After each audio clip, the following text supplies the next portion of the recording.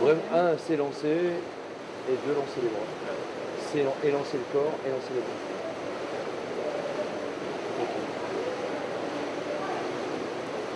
On va en refaire un simplement, si on peut, justement. Oui, bien sûr, on a... Bon. Et les jambes peut-être dans l'eau. Ouais. Mais elles vont se resserrer à la fin. Au moment où le bassin rentre dans l'eau. Quasiment pas, c'est ça. Et hop, les pieds restent écartés. Ah, quand même. Alors, est-ce que tu lèves pas trop ton pied arrière, peut-être? Ouais, parce que là, sur cette image, on voyait que le pied était vachement... Justement, ça, contrairement à ce qu'on pourrait penser, Tu vois? ça pousse. Et c'est vraiment... Oui, bah, non, Mélanie, c'est elle qui a un temps de réaction le c'est... plus petit du circuit, hein, même international. Hein, par rapport à ce que j'ai vu chez les autres nageurs, c'est un peu inversé. C'est-à-dire que les autres nageurs, ils ont une petite impulsion au début, ça remonte, et ensuite une grosse impulsion. Ouais. Alors que toi, tu donnes ton impulsion immédiatement. Au début. C'est ça qui donne peut-être du temps. Si on pouvait essayer de prolonger l'envol en 1 et prolonger l'envol. Hein, avec les bras vers l'arrière, ok. Et 2, essayer d'avoir les pieds plus alignés. Nous pouvons observer sur la figure de gauche un départ plongé couplé à un enregistrement des forces sur une plateforme. Les forces exercées verticales vers le haut et vers le bas et les forces horizontales exercées vers l'avant, on observe qu'au cours d'une première phase du plongeon, le nageur se met en position. Il élève et il avance son bassin. Au cours d'une seconde phase, ce nageur dirige ses bras et ses mains vers l'avant.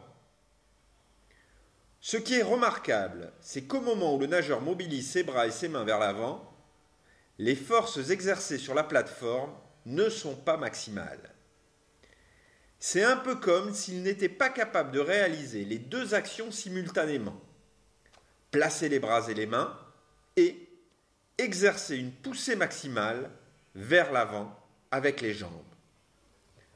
Au cours de la dernière phase, lorsque les membres supérieurs sont placés et alignés, alors le nageur se projette vers l'avant en exerçant cette fois des forces maximales sur le plot de départ.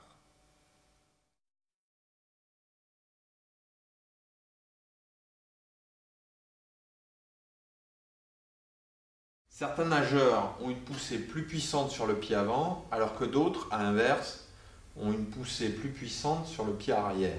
C'est ce que l'on a observé. On observe plus souvent des nageurs qui ont une poussée plus puissante sur le pied arrière, étant donné que la poussée sur le pied avant a pour fonction de continuer à accélérer un corps qui est déjà en mouvement. Mais dans tous les cas, on observe quasiment toujours une baisse de la poussée au moment du transfert du pied arrière au pied avant.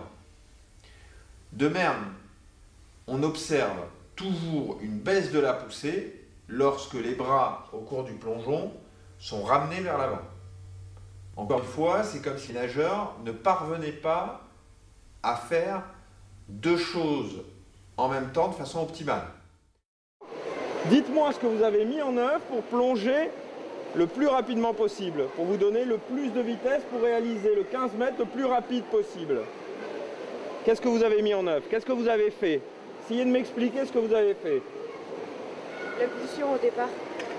C'est-à-dire bien s'accrocher et bien pousser sur le plot pour avoir une meilleure coulée et une meilleure puissance. Une meilleure coulée, une meilleure puissance. Donc comment tu fais pour faire ça? On pousse bien sur le plot. D'accord. Et on s'agrippe bien avec les mains et voilà. D'accord. Et pourquoi le fait de t'agripper bien avec les mains, ça te permet de... Après ça te stabilise dans le plongeon pour pas partir trop en travers. Donc là, sur le prochain, qu'est-ce que tu vas essayer de faire pour plonger plus vite? D'avoir une coulée plus rapide déjà. Et pour ça?